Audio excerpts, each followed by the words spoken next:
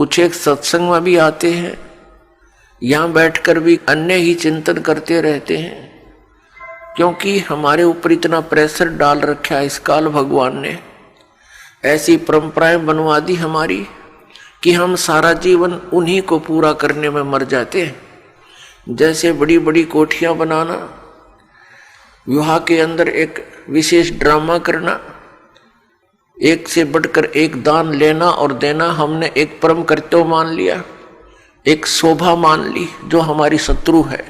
अध्यात्म मार्ग में सबसे बड़ी शत्रु है ये वस्तु जो हम सर्व अधिक करते हैं। एक प्लाट ले लिया, संतुष्टि नहीं, दूसरा और ले लूं। एक कोठी बना ली, संतुष्टि नहीं, एक और बना दूं। उद्देश्य चाहे कैसा भी रहे कि अधिक बिक जाएगी, ज्यादा कीमत मिल जाएगी, धनी हो जाऊंगा। धनी होकर क्या करेगा? बेटी का विवाह करूंगा, उसमें पैसे लगाने पड़ेंगे। कोठी और बना लूंगा, दुनिया में शान बन जाएगी। इसी जोड़ तोड़ में मृत्यु हो जाती है। ना वह कोठी काम आई, ना ही वो चिंतन काम आया।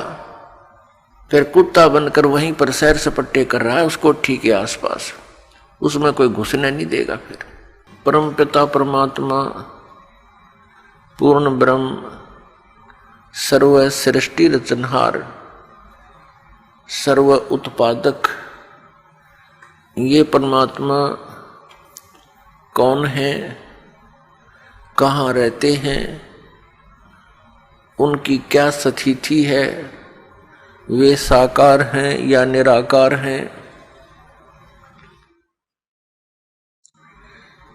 वे परमात्मा हमें क्या लाभ दे सकते हैं, यह जानकारी पुण्यात्माओं सत्संग से होती है। और जिन पुण्यात्माओं को सत्संग उपलब्ध होता है, धन्य है उनके माता पिता जिनसे जन्म हुआ, क्योंकि सत्संग में आए बिना प्राणी को अपने मनुष्य जीवन के लक्ष्य का ज्ञान नहीं होता। हमने सत्संग सुनने से पहले जो उद्देश्य मान रखा होता है वो भौतिक होता है। सत्संग में आने से हमारा आध्यात्मिक उद्देश्य बनता है, जो इस मनुष्य जीवन का मूल कर्तव्य है, आवश्यक कार्य है। जैसे अपने निर्वाह के लिए जो क्रियाकर्म हम करते हैं वो तो मजबूरी है और प्रत्यक्ष दिखाई देती है, वो भी हमने करनी पड़ेगी क्योंकि वो हमारी व्यवस्था है, मजबूरी है। यदि हम इस शरीर के अंदर कुछ भोजन फीड नहीं करेंगे तो ये काम करना छोड़ देगा। इसकी सुरक्षा नहीं रखेंगे, कोई झोपड़ी मकान महल कमरे बनाकर, तो भी इसको हानि हो गई तो ये व्यर्थ हो जाएगा। क्योंकि ये सब इसको आहार देना, इसकी सुरक्षा रखना, ये किस लिए अनिवार्य है?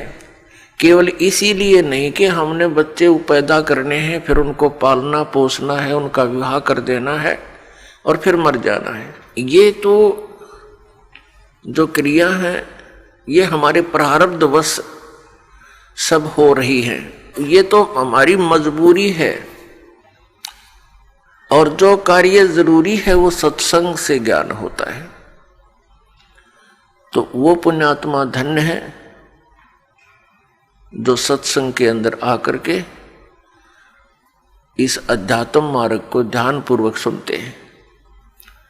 कुछ एक सत्संग में भी आते हैं, यहाँ बैठकर भी अन्य ही चिंतन करते रहते हैं, क्योंकि हमारे ऊपर इतना प्रेशर डाल रखा है इस काल भगवान ने, ऐसी परंपराएं बनवा दी हमारी कि हम सारा जीवन उन्हीं को पूरा करने में मर जाते हैं। जैसे बड़ी बड़ी कोठियां बनाना, विवाह के अंदर एक विशेष ड्रामा करना, एक से बढ़कर एक दान लेना और देना हमने एक परम कर्तव्य मान लिया, एक शोभा मान ली जो हमारी शत्रु है। अध्यात्म मार्ग में सबसे बड़ी शत्रु है ये वस्तु जो हम सर्व अधिक करते हैं। एक प्लॉट ले लिया, संतुष्टि नहीं, दूसरा और ले लूं। एक कोठी बना ली, संतुष्टि नहीं, एक और बना दूं। उद्देश्य चाहे कैसा भी रहे कि अधिक बिक जाएगी, ज्यादा कीमत मिल जाएगी, धनी हो जाऊंगा। धनी होकर क्या करेगा? बेटी का विवाह करूंगा, उसमें पैसे लगाने पड़ेंगे। कोठी और बना लूंगा, दुनिया में शान बन जाएगी। इसी जोड़ तोड़ में मृत्यु हो जाती है। ना वह कोठी काम आई, ना ही वो चिंतन काम आया। फिर कुत्ता बनकर वहीं पर सैर सपट्टे कर रहा है उस कोठी के आसपास, उसमें कोई घुसने नहीं देगा। फिर तो पुण्यात्माओं, सत्संग में आने से प्राणी को ज्ञान होता है कि हम क्या कर रहे हैं, हमने करना क्या चाहिए था। तो फिर हमारी दिशा बदल जाएगी और दिशा बदलने के बाद फिर हम उस क्रिया को करेंगे जो मनुष्य जीवन की आवश्यक है। इसके साथ साथ जो निर्वाह के लिए कर्म है वो भी करेंगे, ये अनिवार्य है। वो हमारा एक आवश्यकता है हमारी उसकी शरीर निर्वाह के लिए, तो उसको भी हम मिनिमाइज करेंगे, तभी हम भक्ति कर पाएंगे। बच्चों का विवाह भगवान ने करके भेजा होता है, ये आपकी भूल है कि हम ही उसका संयोग जोड़ते हैं। एक पुत्री के वर खोजने के लिए 3-3, 4-4 वर्ष भटकता रहता है व्यक्ति, और जब समय आता है परमात्मा अपने आप संयोग जोड़ देता है। तो उसके बाद फिर ड्रामाबाजी हमारी रह जाती है। पता नहीं क्या क्या उसके उपलक्ष्य में हम 36 फंड करते हैं, कहीं डीजे बजाते हैं, पता नहीं क्या क्या सामान खरीद के दिखाना, लोग दिखावा, फ्रिज है, कूलर है, फलाना है, दकड़ा है, मशीन है, और वो आगे सारा कति काम नहीं आती। 20 वर्ष तक पड़ी पड़ी जरे वहां पर।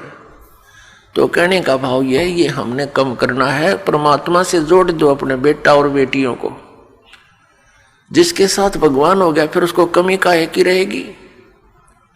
हमारा विश्वास उठ चुका है भगवान से, क्योंकि हम शास्त्र विधि को त्याग कर मनमाना आचरण करते रहे, जिस कारण से भगवान से मिलने वाली जो सहायता थी वो हमें प्राप्त नहीं हुई। भगवान की भक्ति करते करते भी हम ज्यों के त्यों बने रहे, आपदाएं आती रही, निर्धन होते चले गए, व्यवसायों में घाटे बनते चले गए, भगवान से आस्था हट गई। एक जगह गए, दूसरी जगह गए, वहां भी बात नहीं बनी, तीसरी जगह गए, चौथी जगह गए, नहीं बात बनी, तो अंत में हम नास्तिक हो जाते हैं कि भगवान है ही नहीं। तो पुण्यात्माओं, ये सत्संग विश्व के अंदर जो बरवाला आश्रम के अंदर है, ये सत्संग कहीं पर नहीं है। ये अभिमान नहीं, ये यथार्थ ज्ञान जानना, क्योंकि ये वो ज्ञान है जो परमात्मा ने स्वयं आकर बोला है, जिसको सूक्ष्म वेद कहा है, जो 5वां वेद है। इस 5वें वेद के अंदर ये ऑल इन वन है। ये 5वां वेद जो है ये ऑल इन वन है।